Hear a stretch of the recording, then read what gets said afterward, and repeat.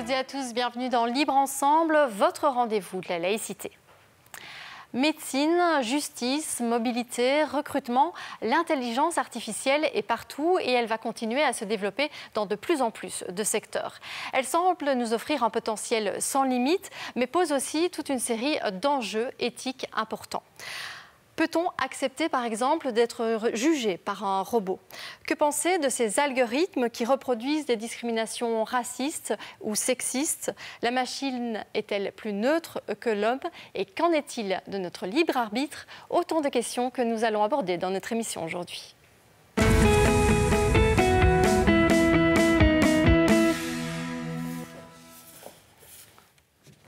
Alors déjà, bonjour à tous les trois et on va en discuter avec vous de toutes ces thématiques. Alors tout d'abord, Véronique de Keyser, vous êtes professeure professeure émérite à l'Université de Liège, ancienne députée européenne pour le Parti socialiste et vous êtes également administratrice au Centre d'action laïque. Vous travaillez depuis longtemps sur ces thématiques liées à l'intelligence artificielle et notamment aux enjeux éthiques. Vous allez nous en parler tout de suite.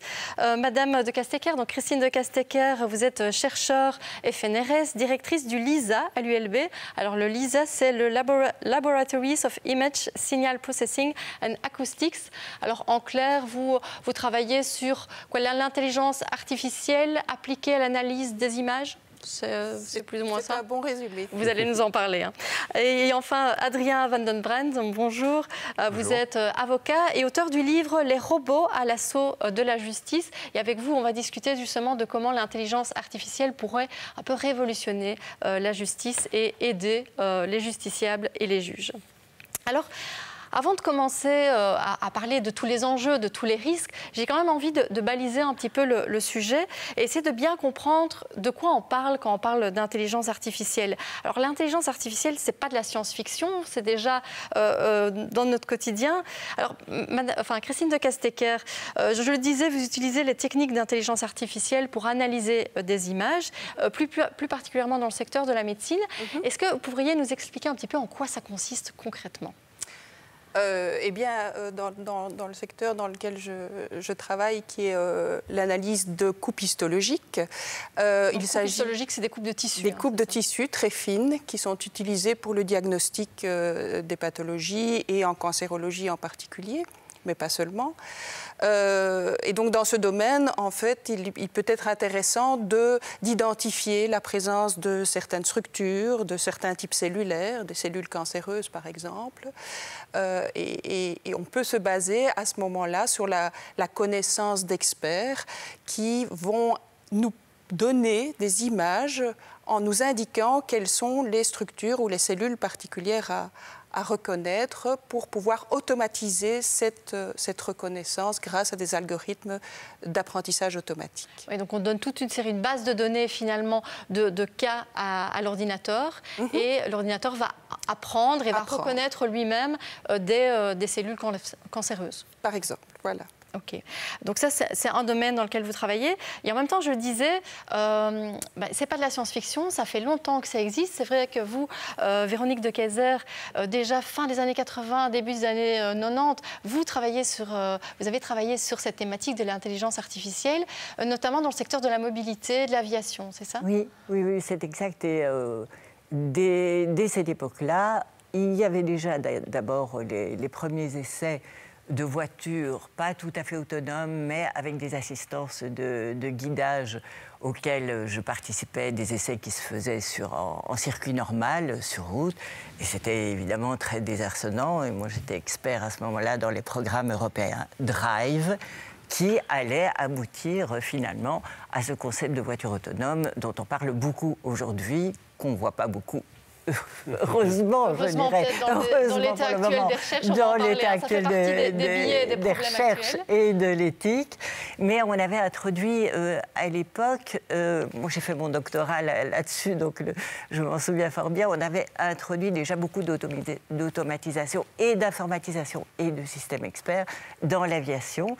Il y a eu les premiers pilotes automatiques intelligents avec les nouveaux types d'avions, avec beaucoup d'électronique, qui à ce moment-là ont révolutionné effectivement l'aviation parce qu'ils ont traité de manière instantanée des milliers et des milliers de données, ce que le pilote ne parvenait pas à faire aussi bien.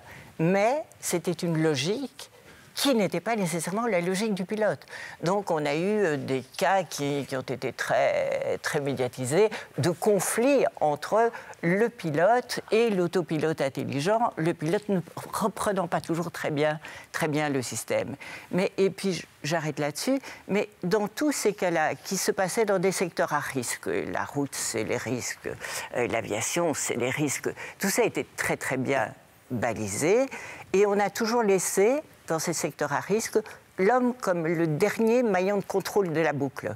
On n'a jamais parlé, si on a parlé de, il n'y a pas de pilote, y a-t-il un pilote dans l'avion, mais on n'a jamais dans ces secteurs-là industriels été jusqu'à supprimer l'homme, et c'est là peut-être qu'on pourrait avoir effectivement des discussions sur le débat éthique. Oui. Alors, du coup, je vous donne la parole à vous, Adrien Van den Brandt. On a cité déjà le secteur de la médecine, de la mobilité. Alors, vous travaillez dans le secteur de la justice, vous êtes avocat, on l'a dit. Vous avez écrit donc un livre, Les robots à l'assaut de la justice. Alors, concrètement, comment finalement les robots, l'intelligence artificielle peut s'appliquer à la justice? Oui. Alors, l'intelligence artificielle dans la justice, elle permet beaucoup de choses. Dans un premier temps, elle permet finalement d'analyser l'état actuel de la jurisprudence, parcourir cette masse d'informations, de jugements pour en tirer l'état à peu près de la jurisprudence, de comment le droit est appliqué concrètement au cas qui occupe la justice aujourd'hui.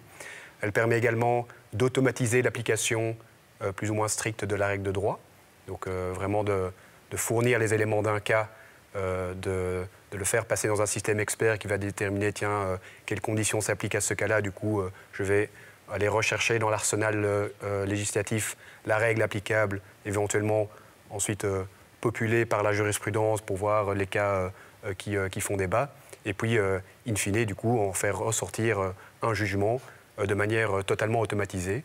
Je le dis permet parce que même si ce n'est pas encore le cas en Belgique, et on est loin de là ici en Belgique, des expériences sont en cours, notamment en Estonie, qui est le premier pays à avoir développé un pilote qui permet à des litiges commerciaux de moins de 7 000 € d'être traités de manière entièrement automatisée. Donc, comme je vous l'ai expliqué ici, on rentre les données du cas, l'algorithme fait ses calculs et en sort la décision pour le justiciable. Alors, on va parler des risques, mais avant ça, parlons quand même des avantages. C'est que là, un des avantages que vous pointez, c'est que un juge qui n'aurait plus ça dans sa charge pourrait peut-être se concentrer sur d'autres aspects plus importants, d'autres jugements où là, l'humain reste important. Oui, voilà, donc c'est évidemment un débat extrêmement compliqué, la justice. Donc ici, il faut un peu simplifier parce qu'on n'a pas trop le temps. Mais oui, un des grands avantages de la justice robotisée, c'est que donc, pour tous les litiges répétitifs qui encombrent encore aujourd'hui nos tribunaux, eh bien, les juges pourraient être déchargés complètement de la gestion de ceux-ci pour se concentrer pour les cas qui font plus débat, réinstaurer une certaine collégialité autour de certains débats, parce que le métier de juge est un métier très solitaire finalement. Et puis, pour le juge, cela offre une perspective assez réjouissante, je pense, de pouvoir participer à l'amélioration continue de l'algorithme qui va décider des cas, donc prendre plus de la hauteur et de se dire, tiens, dans tel litige, tel critère n'a pas été suffisamment pris en compte, et on reçoit beaucoup de recours à ce niveau-là. Est-ce qu'il ne faudrait pas changer un critère dans l'algorithme pour mieux refléter la loi et tout simplement rendre des décisions de meilleure qualité? Alors, j'ai envie de rester sur la justice parce qu'aux États-Unis, il y a des expériences qui ont été menées et on a vu que, par exemple, des prévenus afro-américains avaient parfois, si on suivait ce raisonnement automatique, des peines plus lourdes qu'un détenu blanc. Alors ça pose quand même question. Et là, j'ai envie de me tourner d'abord vers Christine de Castecker. Comment on peut expliquer ça au niveau vraiment scientifique? Comment ça se fait, par exemple, qu'un détenu, un prévenu plutôt, afro-américain peut recevoir une peine plus lourde qu'un autre avec ce système automatisé? Alors, il y a deux façons d'automatiser les systèmes. Donc, il y a soit le côté système expert, où là, on encode des règles qui sont extraites du domaine, j'ai envie de dire, d'expertise. Et donc là, si les règles elles-mêmes sont biaisées, forcément la décision va être biaisée. Mais ce qui est surtout utilisé maintenant, c'est de l'apprentissage à partir d'exemples, comme on parlait tout à l'heure. Et donc l'importance là, c'est que la base de données sur laquelle on va entraîner l'algorithme à prendre de bonnes décisions, à prendre des décisions, que cette base de données soit le reflet de toutes les situations auxquelles il est censé être confronté et qu'il n'y ait pas de biais à ce moment-là dans les données où il y ait des sous-groupes qui soient trop peu représentés et d'autres pas assez, et d'autres trop, par exemple, et qui prendraient le pas parce que malgré tous ces apprentissages relèvent surtout de la statistique. Et donc ce sont des caractéristiques statistiques qui vont être extraites des différentes classes d'individus que l'on voudrait reconnaître, que l'on voudrait classifier, et qui les caractérisent et qui les différencient. Et donc, si une classe est peu représentée, l'algorithme aura peu de caractéristiques spécifiques de cette classe-là et risque de faire beaucoup d'erreurs si un cas de cette classe-là se présente. Donc, ça voudrait dire, ici, on s'est basé sur des statistiques de vieux jugements, et notamment des jugements où on sait qu'à une certaine époque, aux États-Unis, les Afro-Américains étaient plus lourdement condamnés. Et donc, on se base peut-être sur des vieilles bases de données, des vieilles statistiques, et donc le logiciel reproduit finalement des billets.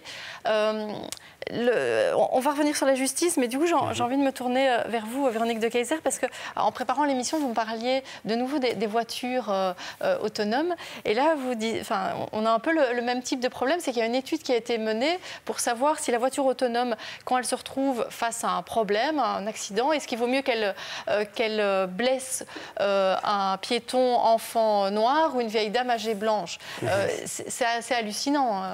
Mais oui, c'est une étude qui a été faite au MIT pour essayer de voir quel algorithme d'évitement on peut prendre, puisque une voiture autonome, elle risque, si elle fonctionne en circuit ouvert avec tous les autres mobiles, à un moment donné, devant des dilemmes en disant mais qui est-ce que je dois éviter? Est-ce que je dois d'abord sauver la vie du conducteur, ce que ferait probablement un conducteur humain, ou est-ce que je dois au contraire minimiser les victimes, le nombre des victimes, ou est-ce que je dois préserver des enfants et pas des vieilles dames? Oui, mais et si cet enfant est une enfant noire, que font? Donc si c'est entraîné, les voitures sont entraînées aussi sur des comportements de véritables conducteurs. Et ce qu'on a vu apparaître, c'est des biais et des stéréotypes raciaux. Et ça diffère d'ailleurs de pays à pays ou de continent à continent. Et on voit bien tout le dilemme, le cas de conscience. Mais vous imaginez que si on entre dans un algorithme... Justement, si je peux revenir à la question de l'homme doit rester la boucle de contrôle, est-ce que nous allons mettre des algorithmes disant que la voiture doit préserver toujours les enfants, c'est-à-dire que la voiture va devenir une tueuse de vieilles dames. Chaque fois qu'il y aurait une vieille dame et un enfant, mais c'est l'enfant qui sera préservé. La publicité de la voiture chez les conducteurs seniors va être terrible. Non, il y a de l'ordre de l'impossible là-dedans. Dans la vie normale, c'est le hasard qui fait les choses et finalement, il y a probablement, hélas, autant d'enfants tués que de vieilles dames. Mais à partir du moment où on pousse des algorithmes basés sur ces stéréotypes, on arrive à un monde qui est kafkaïen. D'autant plus, et là je me tais, que la question pour moi, elle est très très mal posée. Je pense réellement qu'avec des voitures totalement autonomes, et c'est les études de sécurité que nous faisions dans les premières recherches communautaires CK qui montraient ça, quand on a des voitures de ce type-là, il vaut beaucoup mieux faire des circuits propres pour chacun des mobiles avec leurs règles. Et là, il n'y aura pas des vieilles dames et des enfants qui vont passer devant. Mais ça demande de réorganiser le circuit routier. Et ça, c'est extrêmement cher. Et on préfère nous proposer des questions débiles, enfin, pas débiles, mais qui sont très révélatrices de ce à quoi on pourra arriver si on ne contrôle pas mieux l'évolution de l'intelligence artificielle et si on ne pose pas les bonnes questions. Oui. C'est surtout l'évolution de l'application de l'intelligence artificielle. Et oui, bien sûr, mais l'application, on en rediscutera, ça fait partie des débats éthiques. Il faut que ces applications soient contrôlées par une population qui est au courant de comment ça fonctionne, que c'est très simple, qu'il suffit de s'y mettre, et non pas que ça va nous tomber comme des Frankenstein sur le dos. C'est pas du tout ça.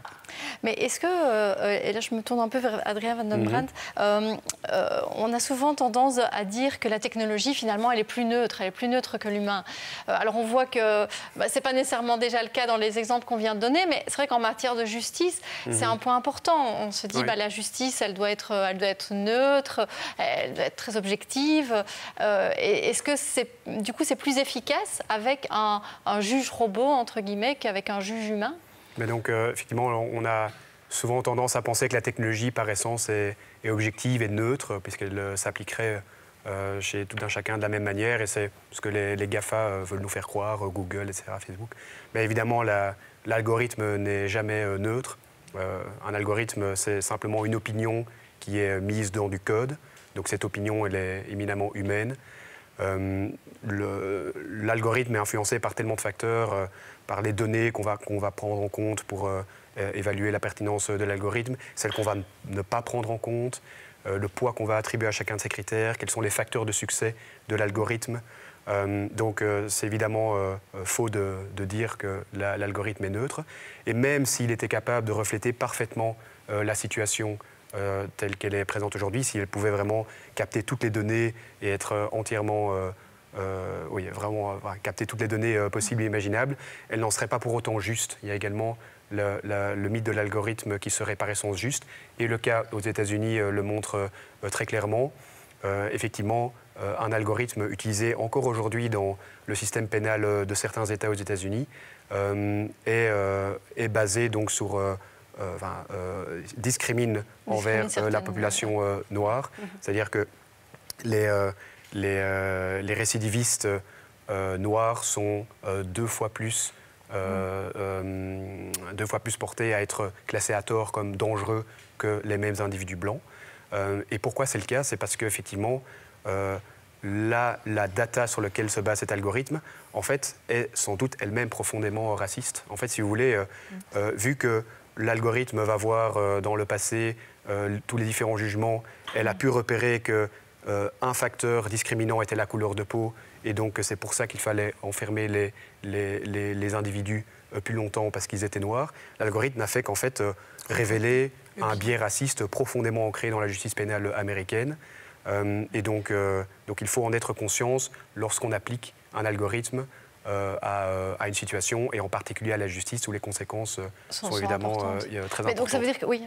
Je voulais juste poser une question, si vous permettez. Oui, je vous en prie. Tout à l'heure, vous avez parlé, en présentant ce cas-là, des possibilités de recours et d'amélioration de l'algorithme.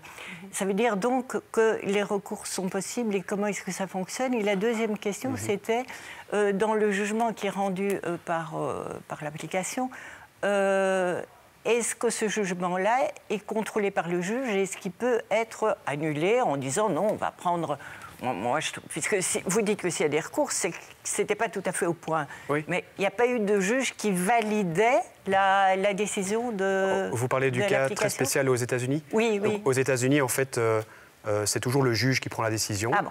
Mais le calcul de la dangerosité de l'individu est réalisé par un algorithme. Donc, si vous voulez, les données sociodémographiques de l'individu sont analysées en même temps qu'un questionnaire d'une centaine de questions remplies par l'individu. L'algorithme est tenu secret, donc on ne sait pas quels sont les critères qui sont utilisés. Et on sort un niveau de risque. L'individu va être classé en tant que risque élevé, risque faible, risque moyen. Et donc le juge doit prendre cette donnée en compte pour donner tout simplement un nombre d'années en prison, pour calculer le montant de la peine. Mais forcément, le juge est toujours derrière, c'est toujours le juge qui valide mais évidemment, pour un juge, il y a ce qu'on appelle l'effet performatif, qui est que lorsqu'on annonce un résultat, cela contribue à son avènement. Ici, le fait que l'individu est classifié à haut risque va évidemment fortement influencer le juge qui va se dire je vais du coup appliquer la peine maximale. C'est très difficile pour un juge ou pour tout individu d'aller à l'encontre de ce qu'on lui annonce. Parce que du coup, lui doit prendre sa responsabilité et se justifier. Donc la nuance est fine entre simplement proposer une solution et vraiment la décision en tant que telle. Oui. Alors, on voit, donc là, on voit qu'il y a quand même quelques dérives. Et, dans la presse, il y a aussi d'autres exemples de dérives plutôt sexistes, par exemple. On voit que Amazon avait lancé un logiciel de recrutement pour des informaticiens où on éjectait automatiquement les CV des femmes, par exemple. Christine de Castecker, ça veut dire quoi? Ça veut dire que finalement, les algorithmes, ils ne sont que le reflet des biais de la société et que, en tant que chercheur, en tant que développeur, que codeur de ces algorithmes, on doit être conscient de ça et on doit essayer de contourner ces biais ou éviter ces biais. Il faut contrer ces biais, justement. Et donc, il faut valider avant toute chose les données sur lesquelles on va entraîner ces algorithmes.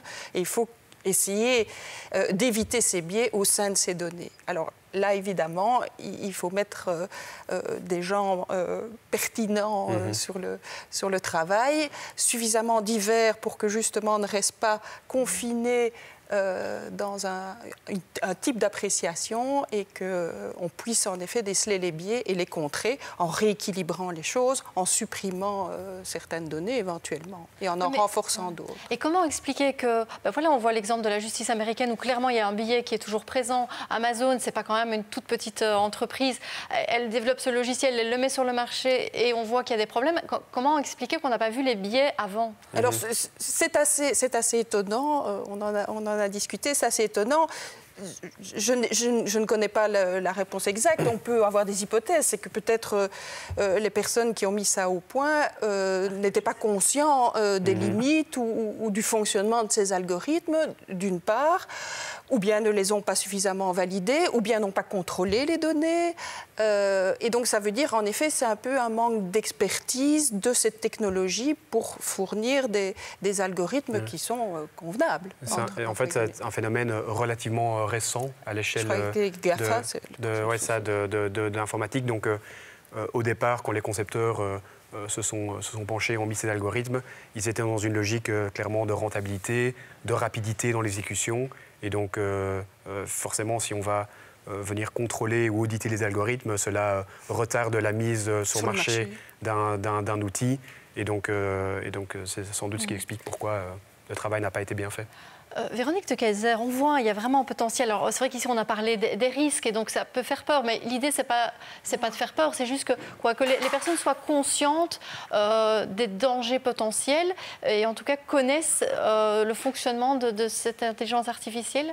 Il y a énormément de domaines. Je pense qu'une des dimensions éthiques de la problématique de l'intelligence artificielle, c'est vraiment de parvenir à amener l'ensemble des citoyens, et pas seulement les laboratoires de recherche, de ce qu'est cette technologie. Parce que c'est une technologie qui, on le sait, qui a des potentialités absolument extraordinaires, mais qui, en même temps, et on vient d'évoquer des cas très très simples, qui ne sont vraiment pas les cas les pires qu'on peut avoir. C'est pas les robots tueurs, pas encore. Enfin, on en rediscutera, mais donc ce sont des cas qui sont vraiment très proches de ce qu'on va avoir.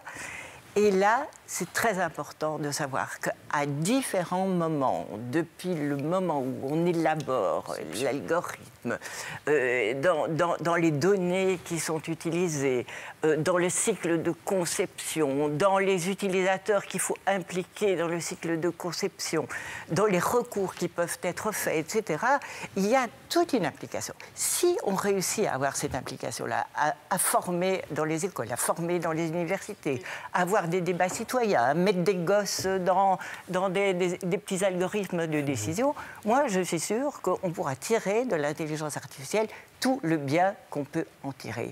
Si on ne le fait pas, ça va être kafkaïen. Ça va être kafkaïen. Je ne pense même pas à ce qui est possible, c'est-à-dire de grandes catastrophes industrielles ou n'importe quoi. Je pense dans la vie de tous les jours, dans cette espèce de normativité qui va s'installer, parce que l'algorithme va créer des habitudes, une normativité, etc.